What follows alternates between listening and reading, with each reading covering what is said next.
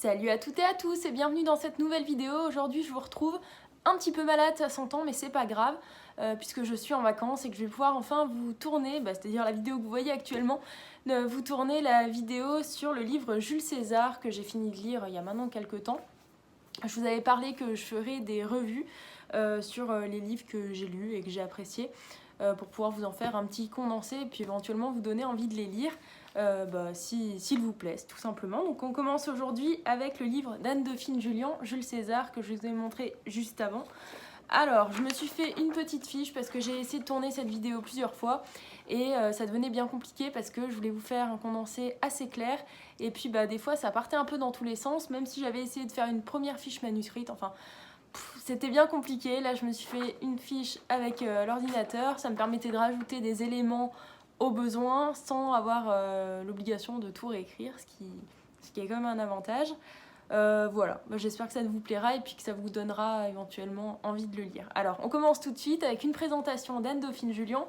Alors, c'est une auteure que je connais déjà depuis un bon moment puisque elle a écrit 2 livres, je vous en parlerai juste après, que j'ai lu.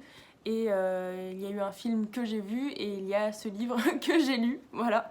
Donc en fait c'est une mère de 4 enfants dont ses 2 petites filles sont décédées toutes les deux en 2007 et en 2017 d'une maladie assez grave qui est quand même plus ou moins connue. Enfin moi je connais le nom de la maladie puisque c'est un petit garçon atteint de cette maladie-là qui m'a énormément sensibilisée à ce que je fais aujourd'hui, à l'engagement que je peux avoir auprès des enfants malades ou dans les associations que je peux soutenir. Voilà, donc ces 2 petites filles sont décédées et elles étaient atteintes toutes 2 d'une leucodystrophie métachromatique, donc c'est une maladie assez affreuse puisque l'enfant naît plus ou moins en bonne santé et son état se dégrade à partir environ de l'âge de 2 ans.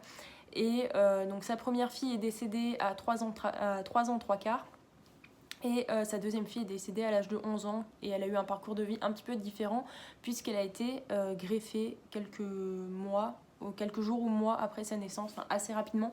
Elle a été greffée grâce soit au sang de cordon, il me semble que c'était le sang de cordon, mais enfin elle a été greffée, ce qui lui a permis dans son cas de vivre un petit peu plus longtemps. Voilà, donc dans sa vie, Anne-Dauphine, elle est journaliste, donc elle a publié 2 livres que je vous ai évoqués sur la maladie de ses filles et en particulier la première, donc Thaïs. Donc le premier livre que vous pouvez retrouver encore, qui a eu un énorme succès, c'est 2 petits pas sur le sable mouillé, qui a été publié en 2009 si je ne me trompe pas.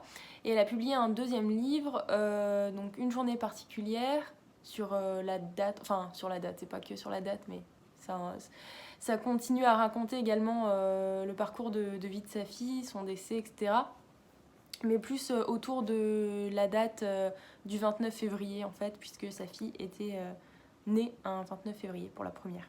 Voilà. Donc dans les 2 livres, il y évoque le combat, les douleurs, les craintes en tant que parents, puisqu'ils avaient quand même leurs 2 filles qui étaient atteintes.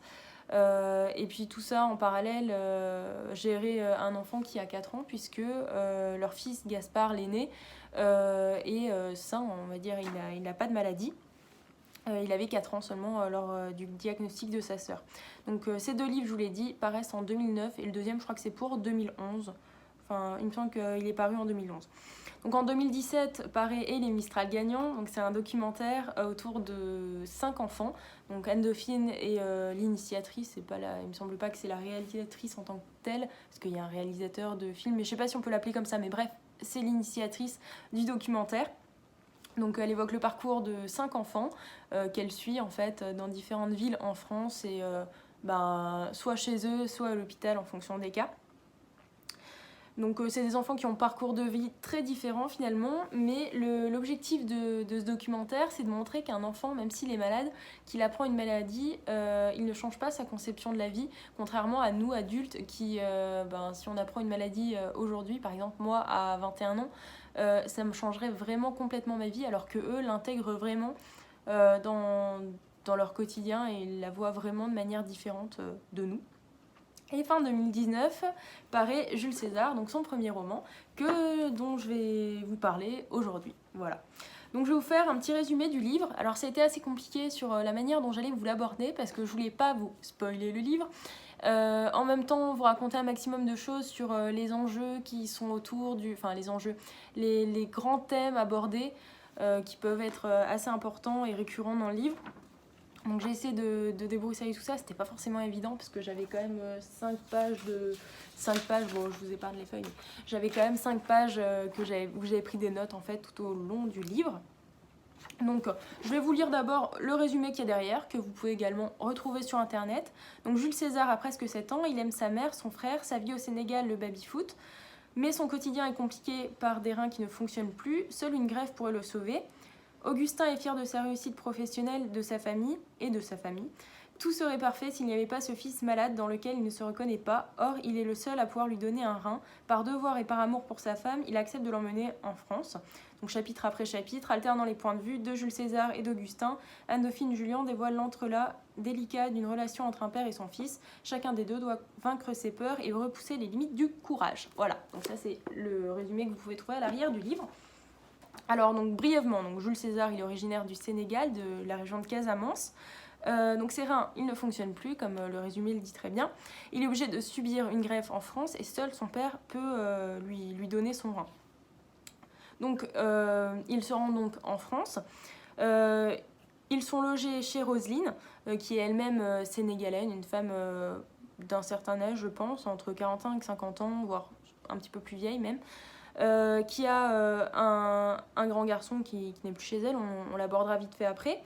Et mois après mois, en fait, le livre nous permet de suivre la vie de ce jeune garçon, Jules César, ce qu'implique la maladie, le processus de greffe, et comment ces événements ils influent profondément sur la vie de la famille, qui est finalement dispatchée sur 2 continents différents. Voilà, donc... je tenais à l'aborder aussi. Donc Anne-Dauphine s'inspire de 2 personnes en fait de sa vie pour ce livre. Bon, les comparaisons s'arrêtent là, j'ai vu vite fait une vidéo à ce sujet. Le livre s'inspire donc pour la région qui est abordée, la région d'origine plutôt, le Sénégal. En fait, c'est simplement que Thérèse, la nounou de ses enfants, qui les a beaucoup aidés, qui a beaucoup aidé la famille pendant des années, alors que les 2 petites filles étaient atteintes de cette maladie que je vous ai évoquée juste avant. Elle les a beaucoup soutenues et elle était elle-même originaire du Sénégal. Voilà. Et il y a un deuxième point commun, cette fois, avec Imad, qui est dans le film Et les Mistral gagnants, et qui, lui, était originaire d'Algérie, si je dis pas de bêtises, et qui avait également un problème de rein. Mais pour le coup, pareil, la comparaison s'arrête là avec le livre. Donc je vais vous présenter un petit peu les personnages et ça va vous permettre en même temps de parcourir un petit peu le livre avec moi sans que je vous fasse un truc vraiment chronologique. Enfin, vous arriverez à vous faire un petit fil de l'histoire, je l'espère. Donc Jules César. Donc Jules César, c'est un petit garçon de 7 ans qui est très mature pour son âge. Donc si vous avez vu Et les Mistral gagnants, c'est pas très étonnant puisque finalement les enfants qui sont souvent atteints de maladies, de maladies ou de maladies très graves, sont souvent plus matures que leur âge. Parce qu'ils sont confrontés à des choses qui finalement ne sont pas de leur âge. Donc comme je disais, c'est en partie lié à la maladie. Pour autant, il reste insouciant comme un enfant de son âge. Et à diverses reprises dans le livre, il y a des petites références qui nous font sourire, nous en tant qu'adultes ou adolescents. Même si c'est un adolescent qui lit le livre, il aura également ce sourire aux lèvres quand il lira le livre. Par exemple, là je vous en ai extrait une, mais il y en a vraiment plein. Comme je disais, je sais pas si je voulais évoquer, non je voulais pas encore évoquer, je vous l'évoquerai après, mais la maman de Jules César, restée au Sénégal, est enceinte et au moment où l'enfant est présenté à Jules César via voix de cam, il se dit que ce bébé ne lui ressemble pas, donc il n'est forcément pas malade. Voilà. Jules César, il suivit un petit peu le comportement de son père, qui nous allons le voir, n'est pas très très facile, et on l'a vu dans le résumé avant. Mais il reste assez tolérant comme un enfant finalement. Il s'adapte assez facilement. La mort, elle fait bien évidemment partie des thèmes qu'il aborde sans aucun détour, puisque ça fait partie de sa vie. Il se rend compte grâce à son voyage en France qu'il n'est pas du tout le seul en fait, à souffrir de ce style de maladie. C'était déjà pas le cas en Casamance, mais là c'est encore pire parce qu'il se retrouve à l'hôpital Robert Debré où il y a plusieurs dizaines d'enfants qui font des dialyses chaque jour de la semaine en fait, pas pour chacun chaque jour, mais que tous les jours il y a des enfants qui se font faire une dialyse lorsque leur rein ne fonctionne plus. Donc ils sont plus nombreux finalement que Jules César pouvait le penser. Donc Augustin c'est son père, c'est un père qui est entièrement dépassé par ce qui se passe. Il avait une bonne place au Sénégal dans son métier lui plaisait, mais il est contraint de le quitter du coup vu que son fils doit se faire greffer et que il est le porteur du greffon puisqu'il va lui donner son rein. Il doit également quitter sa femme qui est enceinte, je vous l'ai dit tout à l'heure. Cette maladie met d'ailleurs son couple en péril. Il pense un peu qu'à son confort à lui. Il se rend en France plus pour faire plaisir à sa femme, plus que pour son enfant, dont il n'est pas vraiment proche, parce qu'il ne s'occupe pas trop des soins. Ça, c'est quelque chose qui ne le concerne pas trop finalement. C'est plus sa femme qui s'en occupait lorsqu'ils habitaient encore en Casamance.